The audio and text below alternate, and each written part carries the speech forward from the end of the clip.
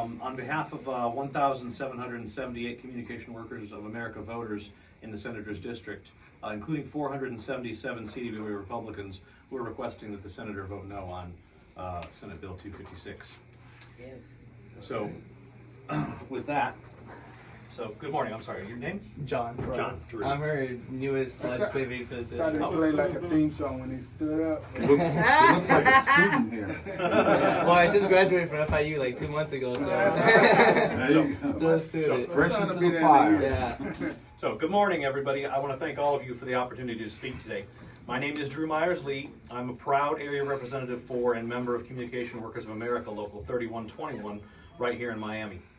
I'm joined today by all these fine folks, union brothers and sisters, including those from members of CWA's Local 3104 and 3121. Some of us are Democrats, some of us are independents, some of us are Republicans. We're coming together from across party lines and differing ideologies today and standing up together against Senate Bill 256. First, though, I want to say this. A lot of people talk about union bosses, and that notion is just not realistic, okay? I'm a telecom worker. I'm a represented member of the union just like these folks. But I hold elected office in my union, as my fellow leaders do. Anti-union mouthpieces like to refer to us as union bosses, and it's just not an accurate image. When someone starts telling you about union bosses, they're blowing smoke and they're full of hot air. Florida is a right to work state. Nobody can be forced to join a union as a condition of employment, okay? Any worker who's joined a union in Florida has done so willingly and without any obligation to do so. Unions collect periodic membership dues that go to ensure the safety and fair treatment of the members. Most unions do this through paycheck deduction. It's the simplest, safest, and most secure and convenient way to pay dues. Paying dues is also voluntary because membership is voluntary. So these quote-unquote union bosses already cannot and do not stick their hands into anyone's pockets. They do not steal from anyone's paycheck. Union members belong to unions and pay their dues because unions work. Unions provide them with job security, safety, and opportunities to exceed what they get in a non-union job. My CDBA Local 3121 and the locals of my friends who here are from CWA, together we represent hundreds of private sector workers in Miami-Dade, Broward, and Monroe counties. While our specific locals don't, other CWA locals do represent over 3,000 of the 170,000 union public sector workers in the state of Florida. These public sector workers are the people who make our society work every day. They are not a hindrance to our society, they are a boon to our society. They are not a drain on our economy, they are a part of our economy. They are a part of an economy that works from the bottom up and from the middle out because of the good union wages that they bring home, okay? These are the folks that do a lot of hard work that we all take for granted. They pick up our garbage, they maintain our roads, they take care of our elders, they teach and care for our children. They ensure we have clean, safe drinking water and a safe environment to live in. They're hardworking, tax-paying citizens like you and me, okay? They deserve a right to maintain their union. So let me tell you something that I believe very strongly. Unions are American. The right to organize is American. The right to stand up together and demand a fair wage, fair benefits, and a right to be heard by our employers is an American value just as precious as our freedoms of speech, our freedoms of religion, and our freedoms of the press. The right to organize a union is enshrined in Florida's Constitution, but now Florida State Senate Bill 256 has come down from wealthy out-of-state lobbyists to circumvent that constitutional right and rob Florida workers of their rights to have a union. Make no mistake, that is what this bill and its sister bill 1445 in the House are designed and crafted to do. Its supporters will tell you otherwise, but logically looking at the language proves that to be a fallacy. One provision bans workers from electing to have their dues deducted automatically from their paychecks. Another would automatically decertify, in other words, abolish any union that falls below 60% membership. Those workers would lose their bargained wages, benefits, and working conditions.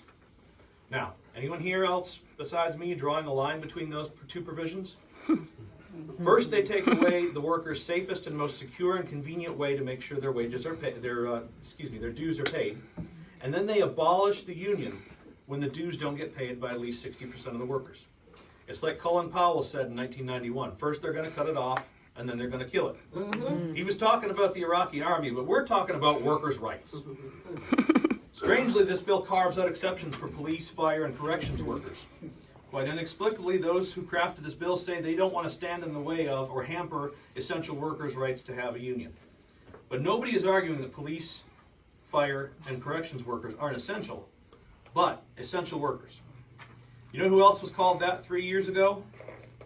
Well, me and my union siblings from CWA here as telecom workers, for one, but I'll come back to that point. Among those unions, including mine, represent brave nurses and other healthcare workers whose society named the pandemic as what they are, essential.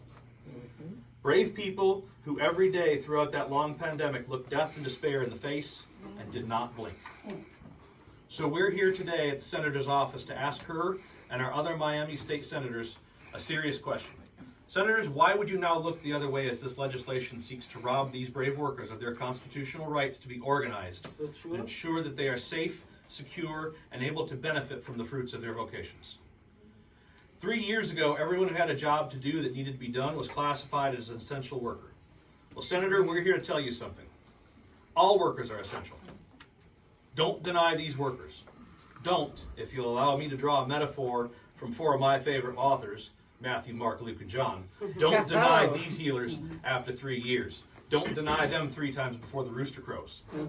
It's a little less articulate, but you shouldn't call someone essential in a global pandemic and then 3 years later hit them in the face with a brick. It's just not good for them. Some of these workers are the folks who make sure our power grid works. Would you not agree, John, that our power grid is pretty essential? Have you ever been through a hurricane? I have, and I'll tell you, 5 days after Irma without power proved that point to me. Imagine if these workers, these skilled workers who maintain our power grid, decide to go elsewhere for better wages, better job security, and so forth. We wouldn't want inexperienced people and unskilled people doing those jobs. So earlier I mentioned the wealthy out-of-state lobbyists. So why would they care about public sector unions? Well, it's the same reason we as private sector union members care. Wiping out the public sector portions of our organization would cripple the labor movement and usher in far-reaching changes that would hurt workers in all sectors. And it would allow billion-dollar corporations to further expand their empires while providing less and less for the workers, on the backs of whom they make their billions. By example, some of CWA's private sector locals share their office space with their sister public sector locals in the same areas. Eliminating those public sector locals would impose crippling additional financial costs on the surviving private sector local. Those locals would have less resources to tend to the needs of their members. So in summation, I know I've been going on a while. We're fine. Senator, and John, Senate Bill 256 is unnecessary. Senate Bill 256 is overreaching. Senate Bill 256 treats Florida workers with disparity. Senate Bill 256 is a big government power grab manufactured to strip workers, all workers, not just public sector workers, but all workers, of their rights to organize. It's a wolf in sheep's clothing. I stand together with these siblings today to urge you, on behalf of the 170,000 essential public sector workers, to stand up to billionaire out-of-state lobbyists and keep power in the hands of working people of this state. Senate Bill 256 is bad for workers, it's bad for society, it's bad for all of Florida. Please urge the Senator to do what's right for Florida and vote no on Senate Bill 256. Thanks. We got a vote from Florida Rising, White Butler.